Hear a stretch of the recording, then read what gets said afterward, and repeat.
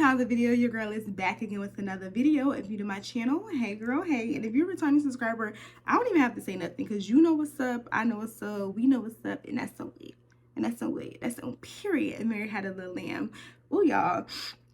Oh, I don't know why I felt like I had to sneeze, but y'all, we are finally here with this video. This is a long awaited video. Y'all beat my DMs down. Like, I don't even have DMs anymore. Like, my Instagram DMs don't even exist because how y'all beat my DMs down for this video. Y'all like, Asia, we want travel tips, travel tips, travel tips, travel tips. Y'all want to know about my South Africa trip and how I went to South Africa. So this is gonna be that video, y'all. I don't want this video to be super long, so I'm gonna go ahead and break this video down into two parts. Part one of the video is just gonna be giving y'all my three main travel tips that I live by. I honestly feel like this is why I get to travel as much as I do, because I live, breathe, and sleep. Well, other than me being blessed, but y'all, I live, sleep, and dream about these tips. Like, I live by these tips. And then the second half of this video is going to be all about my South African trip. A lot of you guys said that y'all are planning on going to South Africa and y'all want to know about all of my accommodations, transportations, excursions. Y'all want to know all of that. So I'm going to break that down. I'm going to do a whole price breakdown in this video. And I think I'm going to title this video, How I Went to South Africa with under $3,000, and that's with flights and accommodations included, y'all. Actually, I spent well under my budget. My budget was $3K, but I spent under that. But before we get into this video, y'all, go ahead and help your girl out by liking, commenting. Comment a airplane. If you want to travel this year, 2023, comment an airplane. Go ahead and put it out there that you traveling this year. This year is your season, girl. So put that in the comment section for your girl because it really helps me out. Without further ado, I still feel like I have to sneeze. I don't know why it's not coming, y'all. I just feel like I have to sneeze.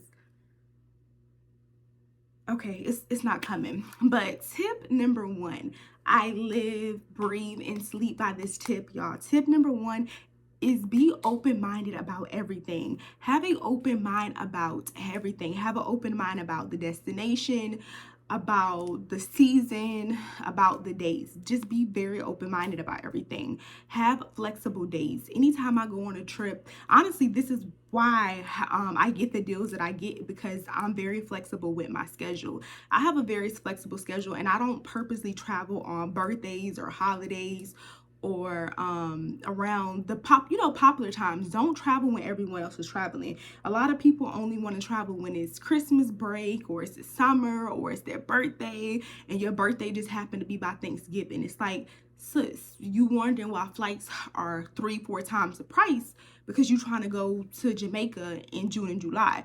Go to Jamaica when it's their off season. Don't always go to your dream destinations when it's their peak seasons because you're gonna pay more.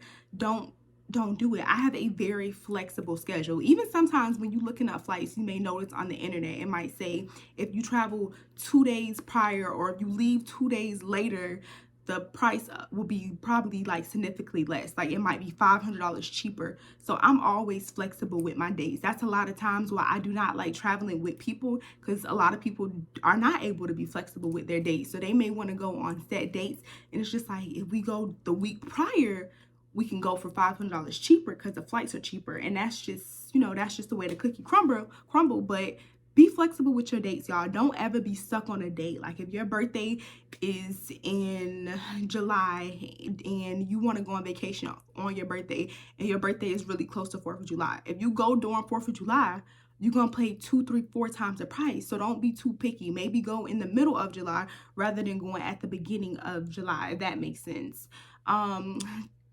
Tip number 2, go to non-touristy destinations. Be open-minded about going to non-touristy destinations. Y'all don't have to always go to those Instagram-worthy destinations. I personally believe that every country is beauty. There is beauty in every country. God created earth, and anything that's on earth, it's beautiful. Like, I find beauty in every country. So I do not have a dream destination. Like, if you ask a lot of people, they'll be like, oh, Bali's my dream destination, or Jamaica, or Brazil. Like, y'all, the reason why you never get to go to these places and on your birthday you always end up in Miami or in Atlanta, it's because you have a dream destination. Don't be picky. Be open-minded about everything.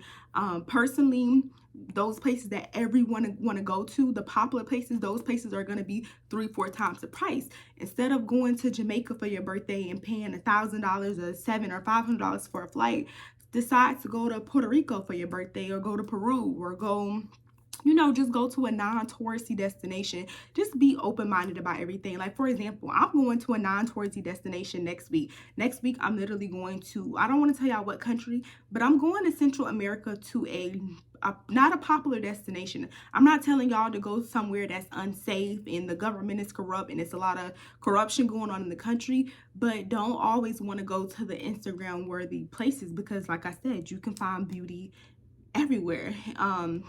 Another tip, go during rainy season. You don't always have to go on vacation in the summer, or you don't have to go on vacation when it's popular. Go during rainy season. Like, another thing, Central America rainy season, I believe it starts at the beginning of May. So if you know that it's their rainy season, the prices are going to be cheaper. So it makes sense for you to go right before their rainy season. Like, next week is the end of April, so I'm going to Central America. Why did I say that like that? Central America. I'm going to Central America, y'all, at the end of April, because I know May is the beginning of their rainy season. And like I said, be open-minded. In the States, it'll say that it's the 80% chance of rain, but that doesn't mean it's going to rain all day. So you might be on vacation and it might rain for 15-20 minutes and you still on vacation. Like, it's still a vibe. So don't be too picky. My next tip is to be proactive when it comes to flights and accommodations. Be proactive, y'all. They have Skyscraper, Hopper, Skiplag. Those are just a few of the apps that I use to track flights.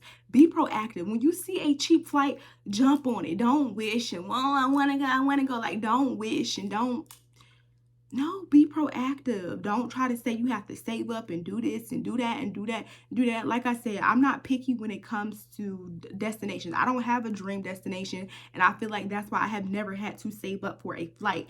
If I have to save up for a flight, I just won't go. Anytime I see a deal, I am proactive. I jump on it. I'm tracking my flights. I'm doing little things to make sure I stay on top of it. You can't say, oh, my birthday is coming up in May, and then right now it's March, and you just start looking at, no, baby, you have to start tracking stuff back in January, so when it is time for your birthday, you can go ahead and book it right then and there. Like, you can't wait on people. That's another reason why I went to South Africa by myself, just simply because I seen a deal and I couldn't wait on anybody. If I would have waited on someone, I would have never went, y'all. What do I have next on here? Oh, find flexible dates. My third thing is purchase a cash back Airbnb gift card. I know everyone is not used to Airbnb or do not like Airbnb, so I won't go too much in detail on that. But if you are a friend of Airbnb, then just Google Airbnb cashback gift card. They give you all types of free perks. Also, I remember I booked an Airbnb, I think a few years ago, and literally all I had to do was pay for one night. It was a 4-day vacation, and Airbnb gave me 3 nights free, simply for sending the app to my friends. And sorry, not sending the app, but having my friends download the app, y'all. And once they stayed, I believe they gave me like $30 or $40 every time somebody booked, and that just accumulated over a few months, and boom, I got 3 nights free. So make sure y'all sharing that if you are a friend of Airbnb. Also, get a travel credit card. I know right now Chase has a Sapphire card where you can earn 80,000 points if you spend $4,000 within 3 months. It could be on anything. Like, you can pay your rent with it. You can pay your phone bill with it, utility bill. You can go shopping with it. Just all you have to do is literally spend $3,000 within 3 months, y'all. 3 months with the card. No, sorry, not 3,000. You have the card for 3 months and you spend $4,000, and they're going to give you 80,000 points. And those 80,000 points equal up to $8,000 in travel credit. So that's hotel, that's flight, anything travel related, they're giving that back to you. So sign up for a travel card. The only thing I would say about having a travel credit card, you only get those big deals at the very beginning. After you spend the $4,000, they're not going to give you another free $1,000 in travel.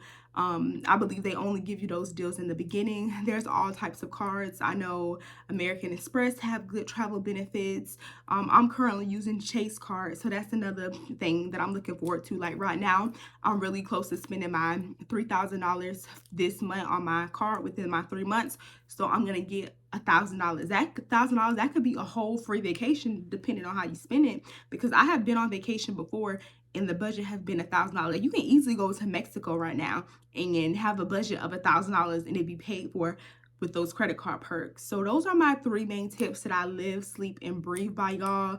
Like I said, another thing, I love Google Flights. I don't go through third-party apps a lot. I like Google Flights, y'all. I go on Google Flights and I literally just type in wherever my home airport is. I type in Houston and then I just type in a continent, or I'll just type in, I'll just type in, pretty much I always type in the continent, y'all. I'm not really strict. Like I said, I don't have a dream destination. So you would never catch me typing in Bali, Thailand. Like, that's not me. What I type in is a continent. Like, literally when I went to my South Africa trip, I just typed in Africa. I didn't type in South Africa. I didn't type in a city. I didn't type in a country, y'all. I literally just typed in Africa and it pulled up. Anytime you type in the continent, it's going to pull up the cheapest things. It's going to go from cheap to more expensive. So those are pretty much my travel tips that I live by. So let's go ahead and get into this breakdown on how I went to South Africa. I did pretty good, y'all. We only 10 minutes into the video and I'm done with the tip. So I'm going to go ahead and pull up my itinerary because I did a whole breakdown on how I paid for my trip and how that worked. So with this, I did not use a gift card. I did not use a credit card or anything. I literally just caught a deal and I was proactive, y'all. As soon as I seen the deal, I think I waited maybe like a day or two and I hopped on it because the deal was just unbelievable. So let me go ahead and find, okay, so I flew out of Texas and I flew in to Istanbul, Turkey, and then from Istanbul, Turkey, I flew down to Cape Town. And I flew with Turkish Airlines, and my flight was $900.78. No, $978.95. That's how much my flight was, y'all. That is a deal. Like, I met a girl when I was in South Africa. She told me that her flight was $800 and she flew from Dubai. And Dubai is like 9 hours from South Africa. And I literally paid, just $100 and something more from her. And I'm flying all the way from North America. So y'all do the math. It was a deal and I hopped on it. After that, my budget for my hotel was supposed to be $500. But because my hotel did include breakfast, like breakfast was free every morning. It was buffet style. You can eat as much as you wanted to. You can even take from the buffet. I went a little over that just because I'm thinking, you have to leverage it out. Like, I probably was going to spend maybe $100. I was there for a week, y'all. So I probably was going to spend $100 that week just simply on food. So I was like, all right, I can go ahead and pay a little more with my hotel because it does include that. If you haven't seen my travel vlog, I already listed what hotel I stayed at. I think I stayed at the Super Bowl Cape Town hotel, and my hotel was $649.63, and I stayed there for 6 nights. All of my excursions I booked through Airbnb. And of course, before I went to Cape Town, I didn't know anything about Cape Town. Of course, I have heard good things about South Africa, and I've seen like vacation vlogs and little posts on Instagram, but I didn't know anything about the history, anything about the commute there. I didn't know anything, y'all. I seen a cheap flight and then I started doing research like crazy. Like, I stayed up for 3 days doing nothing but research. So after that, I went on Airbnb. If y'all don't know, Airbnb do have experiences, and this is the easy way to get a more authentic experience is by going on Airbnb, simply because Airbnb, they have their ID, they do a background check on these people. Most times, 9 times out of 10, the listing is going to be legit. You can see reviews of other people that have, experienced the experience with these people. So yeah, I booked all of my experiences through Airbnb and TripAdvisor. The first experience that I did was a cooking class from BoCap, and that BoCap cooking class was $66. It was literally like 5 minutes from my accommodation, and I could have walked or took Uber over there. Well, let me go ahead and let y'all know. So flight was $978. Hotel was $649. I spent a total of $238 in Uber. You could rent a car there, y'all, but personally, they drive on the opposite side of the road. We drive on the right side, they drive on the left side. I personally could barely drive in the US, so I definitely wasn't gonna try to drive a car there, but I don't think I did bad. For $238 in Uber for a week, I don't think that's bad at all. And that includes the Ubers that I took from Houston there, and that also includes the Ubers that I took while I was in Turkey, because I also spent 8 hours in Turkey and I took Ubers from some of my excursions. So my next excursion that I did was a wine tour. It was a Stellenbosch half-a-day wine tour for $52.06. This also included hotel pickup and drop-off. So you want to also look for excursions that include transportation, because that kind of helps with the price, y'all. The next thing that I did was a Sigonalese brunch, and that was $36. That did not include transportation, but that was also something that was like 5 minutes from my accommodation. The next thing that I did was the Atlantis Dunes. This was $37.41. This was an hour away from the area that I stayed in Cape Town, and this was my most expensive Uber. And even this being my most expensive Uber still couldn't compare what I would have spent in Texas if I would have took an Uber that was over an hour. Like, I was in the Uber for over an hour and it was $20. That was my most expensive. No, $25. That was my most expensive Uber. After that, I did a in the hood tour. That's just me going to some of the townships and just getting a local feel from Cape Town. That was $15.38. After that, I did a bar hopping and street lounge excursion, and that was $72.68. That did also include transportation and 3 cocktails. So I only booked this. I could have, honestly, y'all, if you're a man or if you're a woman and you're not going to Cape Town on a solo trip, you can excuse a lot of this. A lot of this you wouldn't even have to pay that, because I paid $72 including transportation and 3 cocktails. But if you're going with a girlfriend, you most likely wouldn't have to spend that. Y'all can just go to these different spots by yourself. But like I said, it was a solo trip. I didn't feel comfortable going out at night by myself, so that's why I booked this tour. So that was $72.68.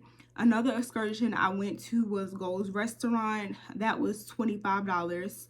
Another excursion I did was I went horseback riding with the wildlife safari. That was $44.14.